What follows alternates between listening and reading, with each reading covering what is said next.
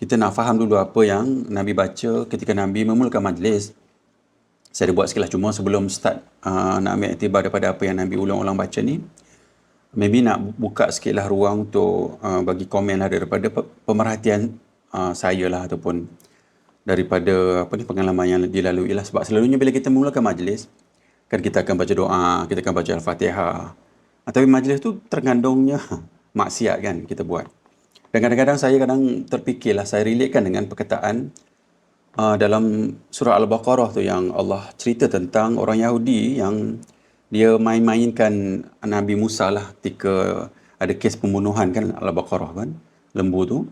And then dia cuma banyak bertanya kan. Jadi seolah-olah dia kelihatan macam ada unsur permainan dalam ketika itulah. Sebenarnya apabila Allah bagi satu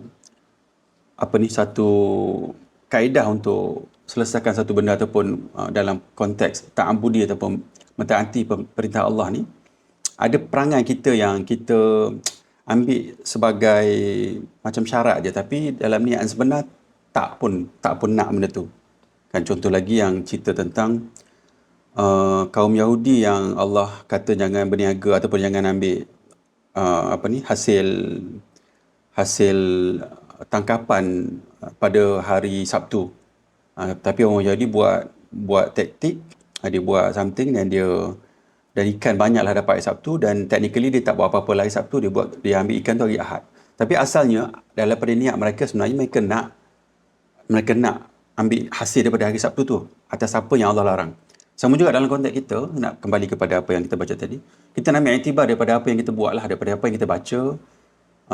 Contohnya dalam mesyuarat kita ataupun mana majlis kita baca doa, dan kita dalam tu kita ceritakan tentang mentaati Allah, takwa. Tapi majlis berunsur maksiat, atau majlis dalam agenda ada benda-benda maksiat banyak dalam tu. Jadi kadang-kadang lah, kalau saya memang akan rasa sangat-sangat resah lah, dan saya tak suka. Kadang dia jadi macam penipuan lah bagi saya lah, saya tengok dalam konteks tu. Sebab saya takut kita diletakkan dalam samutara dengan perangai orang Yahudi itu tadi, macam tu. Okey, itu mukadimah pertama yang tak ada dalam ni. Nombor dua, saya nak cerita tentang ayat ni lah yang kita baca tadi. Ya ayyuhan nas taqu rabbakumul ladzi khalaqakum min nafsin wahidatin wa khalaqa minha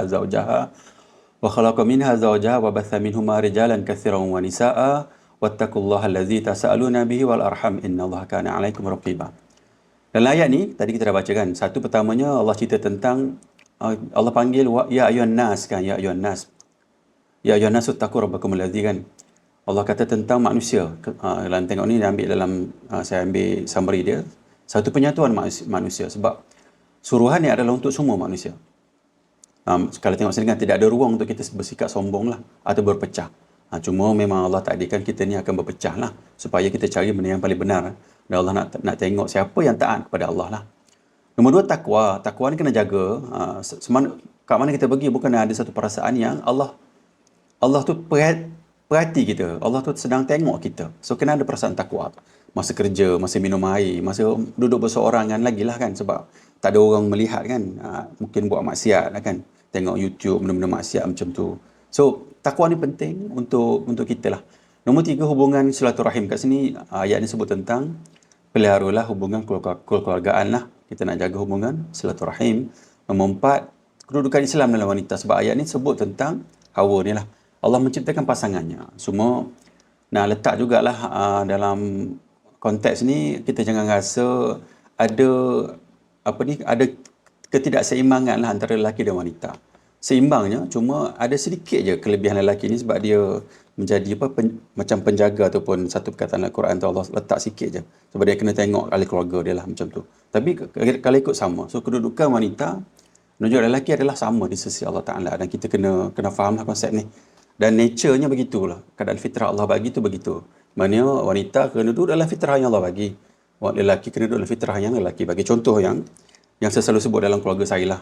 Walaupun benda ni tidaklah kita buat sangat pun, sebab kita tahu masyarakat kita dah berubah kan keadaan sekarang ni lah. Dan ada hadis yang cerita tentang Nabi ketika Nabi berada di ladang, Nabi ada tegur Asma, kakak kepada Sayyidatina Aisyah.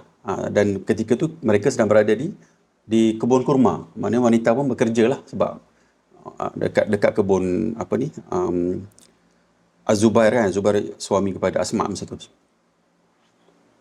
So nak cerita asal wanita ni tempat dia di rumah lah. Jadi kurukan fitrah asal wanita, sebab tu Nabi sebut cerita tentang wanita tempat yang paling selamat, yang paling afdal untuk dia solat ada di bilik dia lah. Selepas tu kan macam tu. So fitrah ni kita kena jagalah. Macam tu So ini mukadimah pertama daripada ayat surah An-Nisa ayat 1. InsyaAllah kita boleh ambil iktibar daripada apa yang Nabi baca ulang-ulang dan ulang lah. Menunjukkan besarnya maksud ataupun beratnya ataupun naknya Nabi bagi tahu kita banyak benda dalam ni supaya kita faham. Dan juga saya ambil apa ni bahasa Melayunya supaya kita faham daripada kita dengar bahasa Arab nanti dekat masjid kejap lagi khatib akan baca kita tak faham pun, kita dengar leka lepas tu kita mudah tidurlah sebab satu lagi dah panas kan dan tak faham. So ambil iktibar daripada maksud apa yang Nabi baca ketika memulakan majlis insya-Allah.